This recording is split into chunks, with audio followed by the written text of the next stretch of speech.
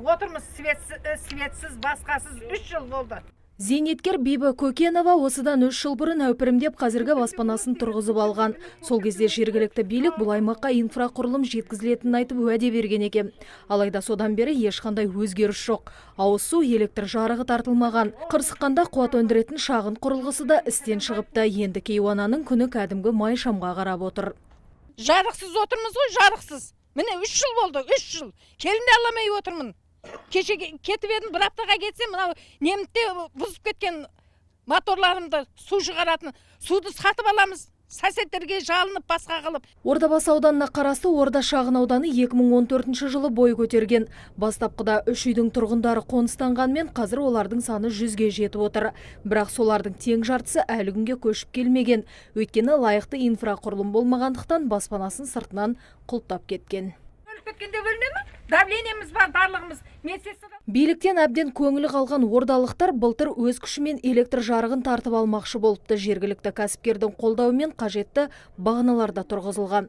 Бірақ қуат көзін тарту мәселесінің рұқсаты болмағандықтан бастама сол күйі аяқсыз қалған. Қалтасы көтергендер қуат көзін өндіретін шағын құрылғыны пайдаланады. Ал шамасы жоқтар май шамға тәуелді, тіпті ұялы телефонның жарығымен балалар кітап оқитында көрінеді. Амал жоқ қой, шам бар, соткым зарядтап келем барып. Әркімнің үйіне барам, төргініме барам, мамамның үйіне барам. Соткым зарядтап аламын, сонымен оқимыз. Шағын аудан аумағында алып құс фирмасы орналасқан. Мұнда тіршілікке қажетті мүмкіндіктің барлығы қарастырылған. Бұған ордалықтар қызыға да қызғана да қарап жүр. Егер елді мекеннің болашағы бұлыңғыр болатын болса, дүние мүлкін жинастырып, облыс орталығына көшіп келуге де дайын. Айына 23 мыңға мен бензин алып сатып алып жағады екем. 5 мың, 10 мыңға мен су сатып алады екем. Одан да қалаға бір квартираға шығып кетіп, сол жерде жалдамалы үйге тұрсам, мен бұл жерден жақсы рахат өмір сүрем. Мынау деген масқара. Дегенмен аталмыш шағын ауданның болашағы жарқын болатын түрі бар. Аудан әкімдігі осы аймақтан 350 гектар жердің арнайы жоспарын бекітіпті. Мұнда 250 орындық мәдениет үйі мен 100 орынға шақталған спорт мектебі және 4 қабатты тұрғын үйдің құрылысы жүргізілмекші екен. Жобалық сметалық құжаттары әзірленген. Соған сәйкес келер жылы электр жарығы жеткізілмек. Осы келе жатқан сессияда осы жобалау жұмысы қаржы бөлеміз.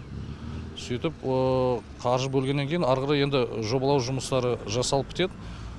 Ендігі жылы біткеннен кейін арғырай біз өзі жаңағы электрификация бойынша құрылысын жүргіземіз деп жоспарлап отырмыз.